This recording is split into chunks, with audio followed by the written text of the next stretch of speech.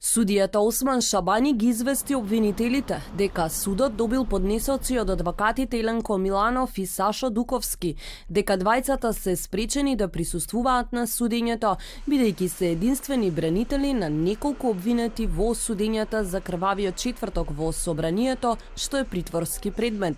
Шабани ги опомена бранителите дека доколку во иднина побараат одлагање, ќе бидат санкционирани и им порача да си овластат заменици.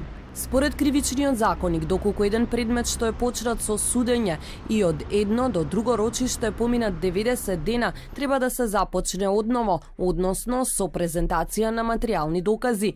Последното рочиште се одржа на 20 јуни, а следното беше закажано на 13 јули, се одложи исто така поради болест на судијата Шабани. На 20 септември оваа година истече законскиот рок од 90 дена. На 4 октомври Шабани треба да одлучи како ќе продолжи со предметот. Според обвинението, дел од градежните работи во Музеот на македонската борба за државност и самостојност се направени во корист на фирмата Бетон од Штип, пред да се објави оглас за доделување договор за јавна набавка и пред да се спроведе постапката спротивно на Законот за јавните набавки. Канческа Милеска преку разговори со генералниот директор на градежното предпријатие Бетон од Штип наложила да се продолжи со работа на музеот, каде што се изведувале градежни работи по претходно склучен договор за јавна набавка.